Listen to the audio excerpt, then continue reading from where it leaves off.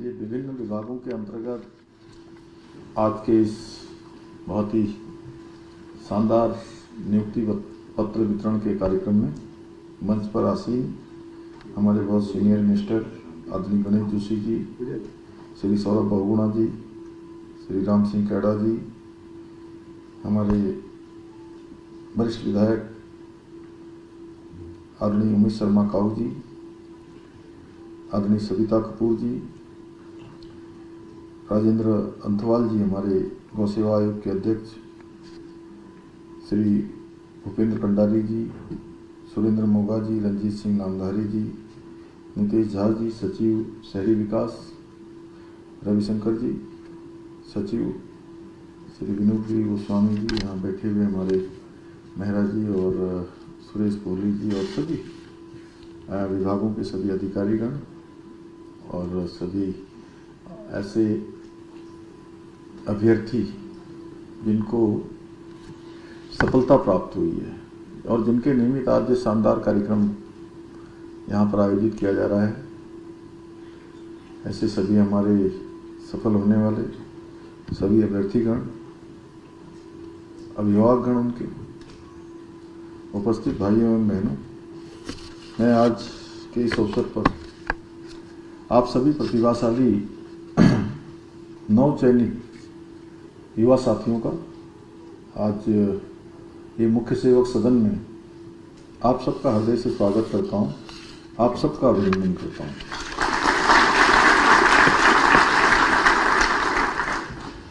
मुझे अत्यंत आज हर्ष भी है और संतोष भी है कि आज शहरी विकास विभाग, कौशल विकास विभाग एवं सेवाजीवन विभाग, पशुपालन विभाग के अंतर्गत नवचयनित 221 युवा साथियों को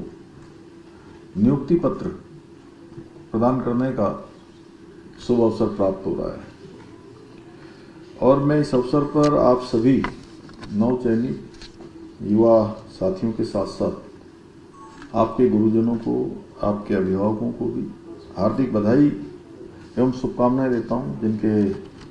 त्याग के कारण से, जिनकी प्रार्थना के कारण से, जिनके मार्गदर्शन के कारण से और प्रोत्साहन ने आपको इस सफलता के मुकाम पर पहुंचाया है। और ये आज का ये समारोह केवल एक नियुक्ति पत्र प्राप्त करने का अवसर नहीं है, बल्कि आप लोगों के बरसों का संघर्ष है, परिश्रम है और सच में ये आपके लिए एक बहुत आज का दिन बहुत ही स्वर्णिम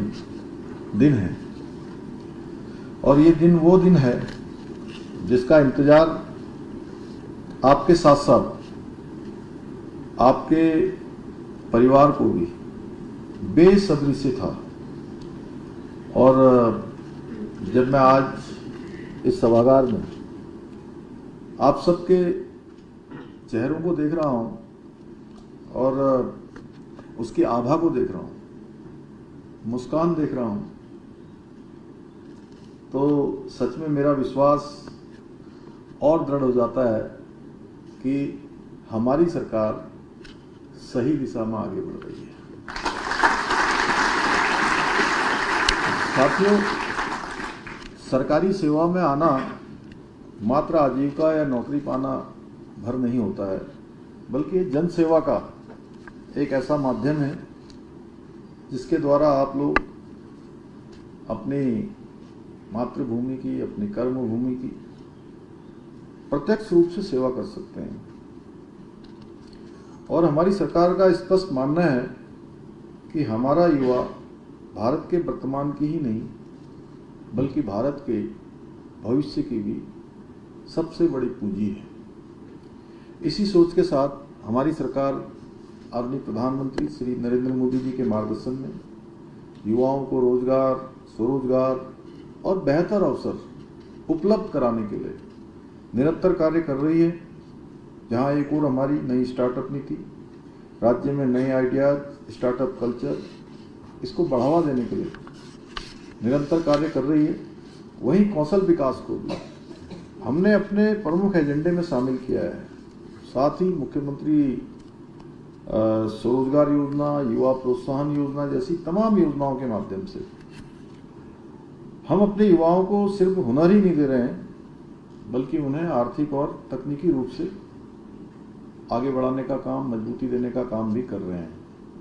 ताकि हमारे युवा आने वाले समय में वो नौकरी खोजने वाले न बने, बल्कि वो भविष्य में नौकरी देने वाले बने। हमारी सरकार के इन्हीं सभी प्रयासों का परिणाम है कि उत्तराखंड का युवा आज अपने सपनों को लेकर पहले से कहीं अधिक आश्वस्त है, क्योंकि उसे भाजपा की डबल इंजन की सरकार पर पूरा भरोसा है कि उसकी मेहनत का सम्मान होगा, उसकी प्रतिभा को अवसर मिलेगा और उसके भविष्य के साथ कोई खिलवाड़ नहीं होने दिया जाएगा। साथियों, आप लोग एक चीज और देखते होंगे, जब आज मैं यहाँ से हम सब नियुक्ति पत्र के इस कार्यक्रम में हैं, तो आप देखते होंगे अखबारों में, सोशल मीडिया में, इलेक्ट्रॉनिक मीडिया में कि प्रत्येक दिन कहीं ना कहीं कोई न कोई विकास के कार्यों की स्वीकृति हो रही है, कोई न कोई धनराशि आवंटित हो रही है, कोई न कोई योजना पूरी हो रही है, किसी का लोकार्पण हो रहा है, किसी का शिलान्यास हो रहा है। और यही मुख्य सेवक सदन, मुझे लगता है कई सैकड़ों बार, मैंने कहा सैकड़ों बार नहीं, कई सैकड़ों बार आपका कार्यक्रम जैसा आज हो रहा है, ऐसे कार्यक्रमों का साक्षी बन चुका है अनेकों बार। और आज का दिन तो वैसे भी बहुत ही अभूतपूर्व दिन है, और आज ऐसे दिन आप सभी को ये नियुक्ति पत्र प्राप्त हो रहा है, जिस दिन हमारे देश के अंदर आदरणीय प्रधानमंत्री नरेंद्र मोदी जी का एक आज़ाद भारत में रिकॉर्ड बन रहा है कि वो भारत के ऐसे प्रधानमंत्री हैं जो सबसे लंबे समय तक निर्वाचित रहने वाले प्रधानमंत्री के रूप में आज उनका कार्यकाल सारे रिकॉर्डों को पीछे छोड़ रहा है। इसलिए इस विशेष दिन की भी मैं आप सबको बधाई देता हूँ। साथियों, जब हम भर्ती प्रक्रियाओं की बात करते हैं तो हमको थोड़ा पीछे जाना पड़ेगा, और उस दौर को हमें नहीं भूलना चाहिए जब भर्ती परीक्षाओं पर, जैसा कि अभी हमारे राम सिंह जी ने भी कहा, सौरभ जी ने भी कहा, आदरणीय मंत्री लोगों ने यहाँ पर अपनी बात रखी कि भर्ती परीक्षाएं किस प्रकार होती थी। उन भर्ती परीक्षाओं पर बार बार सवाल उठते थे, बार बार पेपर लीक की बातें आती थी, और ये घटनाएं युवाओं के विश्वास को तोड़ देती थी। जब नकल माफिया खुलेआम हमारी व्यवस्था को चुनौती दिया करते थे, चैलेंज करते थे, और जब दिन रात एक करने वाले होनहार युवाओं के मन में ये डर रहता था कि कहीं उनकी ईमानदारी किसी भ्रष्ट सिस्टम की बलि न चढ़ जाए। देखा जाए तो वो दौर हमारे युवाओं के सपनों और उनके माता पिता के त्याग के साथ घोर अन्याय का दौर था, जहां पिछली सरकारों में एक एक भर्ती पंचवर्षीय योजना बन जाती थी। कब उसका रिजल्ट आएगा, कब परीक्षा होगी, कब साक्षात्कार होगा, या कब कोई अन्य प्रक्रियाएं चलेंगी, वहीं आज रिकॉर्ड समय में भर्तियां पूरी हो रही हैं। फर्क साफ है, वे भ्रष्टाचार लाते थे और हम रोजगार लाते हैं।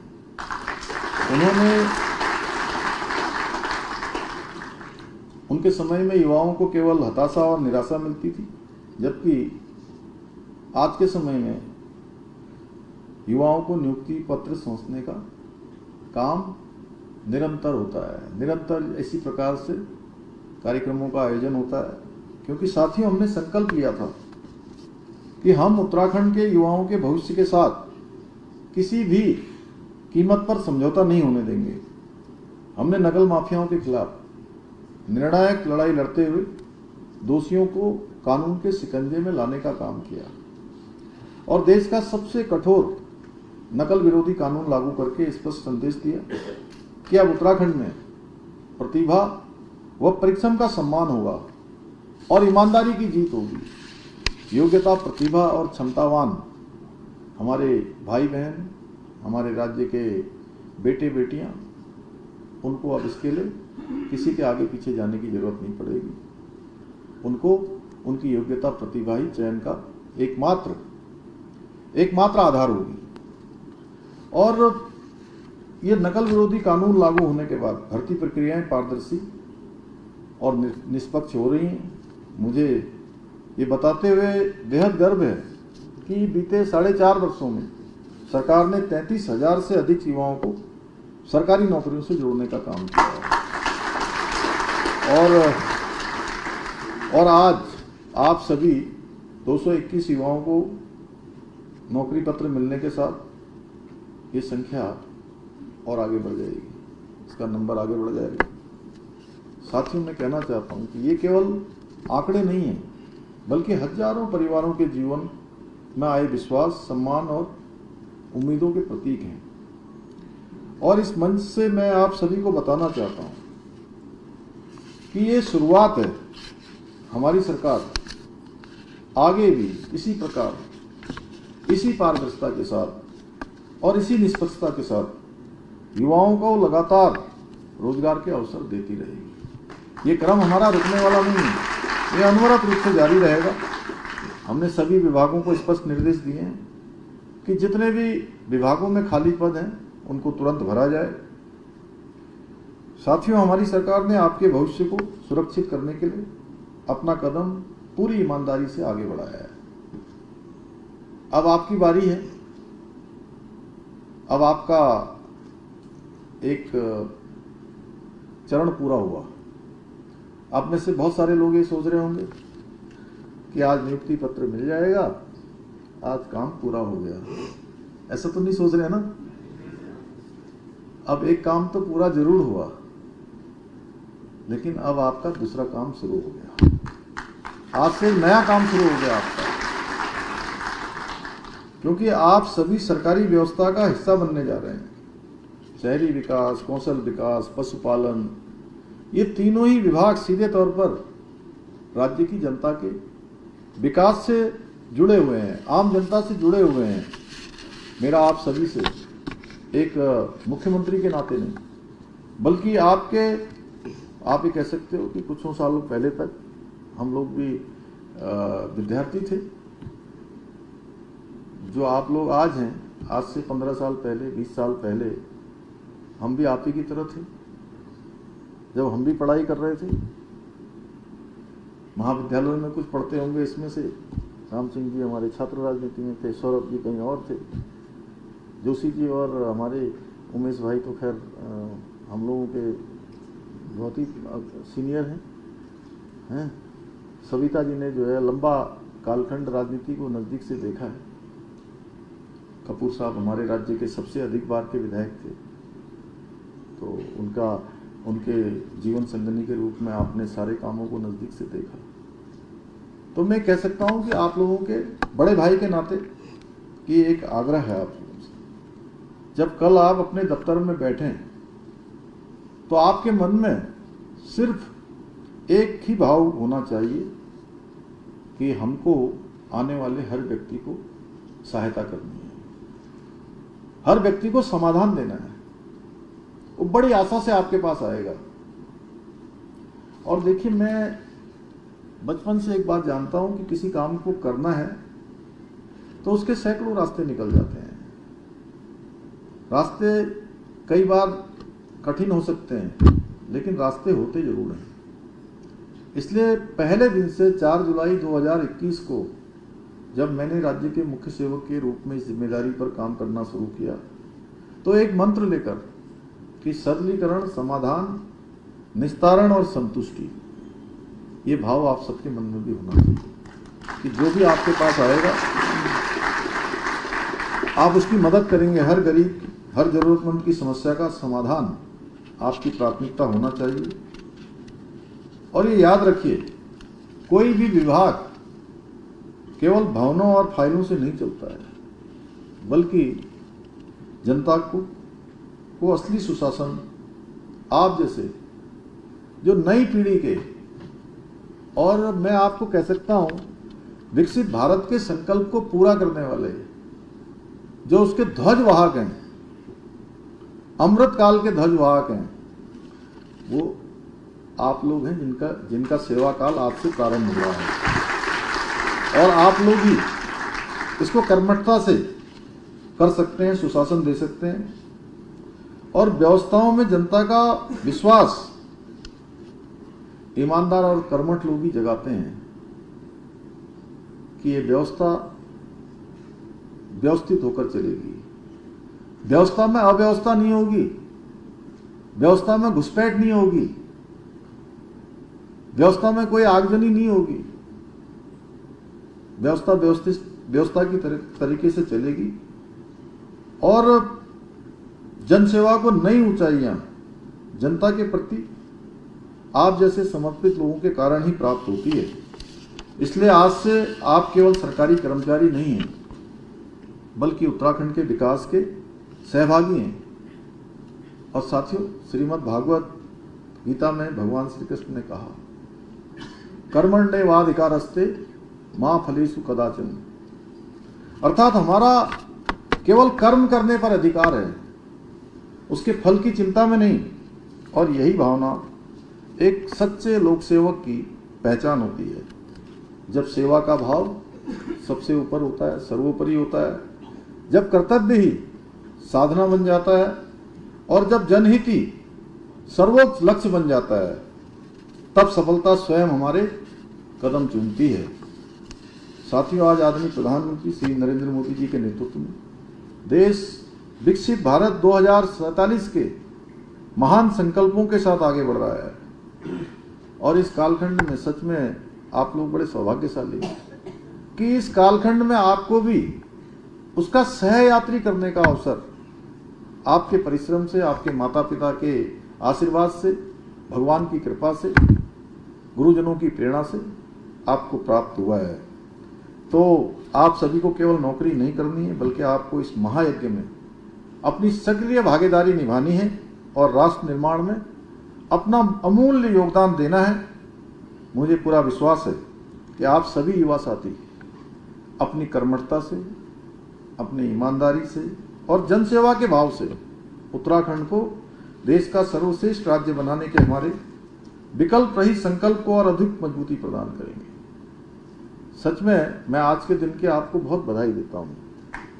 बहुत शुभकामनाएं देता हूँ कि भगवान की कृपा से आपको बड़ा अवसर मिला है। और ये जो मनुष्य का जीवन है, ये मनुष्य का जीवन अपने आप में एक बहुत बड़ा आश्चर्य है।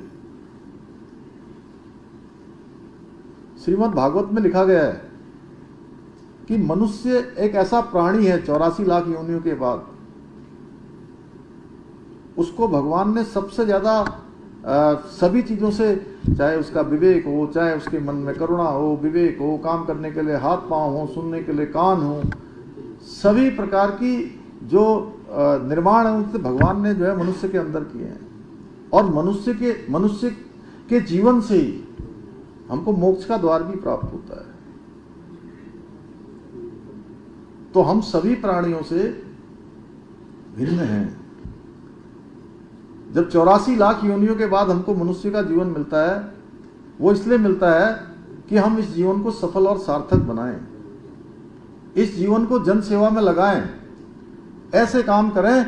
कि भगवान के यहाँ जो अकाउंट बनता है ना, जैसे बैंक में अकाउंट होता है, वैसे ही भगवान के यहाँ अकाउंट चलता रहता है। और उसमें एक एक पल और एक एक क्षण का पाई पाई का हिसाब होता है कि हमने कौन सा काम सही किया, कौन सा काम गलत किया, कौन सा काम हमने सही भावना से किया,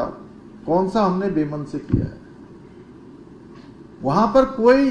जैसे क्या है कि कोई भी व्यक्ति अपने स्वयं से अपनी चोरी को नहीं छिपा सकता है। उसको पता होता है मैं सामने वाले को कुछ भी कहूंगा तो वो समझ सकता है। मैंने अगर उसको कहा कि गंगा दास है, उसने कहा यमुना दास है, उसने कहा रात है दिन है, हम दूसरे को समझा सकते हैं, लेकिन स्वयं को हमें पता होता है कि जो मैं बोल रहा हूँ गलत बोल रहा हूँ कि सही बोल रहा हूँ। तो आप स्वयं का आकलन करते हुए, स्व मूल्यांकन करते हुए, भगवान को साक्षी मानते हुए आप अगर पुण्य कार्य करते चलेंगे, लोगों की सेवा करते चलेंगे, लोगों की भलाई करते चलेंगे, उनकी सहायता करते चलेंगे, उनके जीवन को आगे बढ़ाते चलेंगे, तो भगवान के यहाँ पुण्यों का अकाउंट आपका बड़ा होता जाएगा, जो इस जीवन में भी काम आएगा और आने वाले सभी जीवन में आपको उसका पुण्य प्राप्त होगा। इसलिए मैं आप सभी से ये अपेक्षा करता हूं और मुझे पूरा विश्वास भी है कि आप सभी अपनी कार्यक्षमता से, ईमानदारी से, जनसेवा के भाव से उत्तराखंड को देश का सर्वश्रेष्ठ राज्य बनाने के हमारे विकल्प रहित संकल्प को और अधिक मजबूती प्रदान करेंगे कि हिंदुस्तान के सभी राज्यों में हमारा राज्य श्रेष्ठ राज्यों की गिनती में आए, अग्रणी पंक्ति के राज्यों में आए। इसी विश्वास के साथ आप सभी युवा साथियों के पुनः उज्जवल भविष्य की कामना करते हुए आप सबको बधाई देते हुए अपनी बात को समाप्त करता हूँ।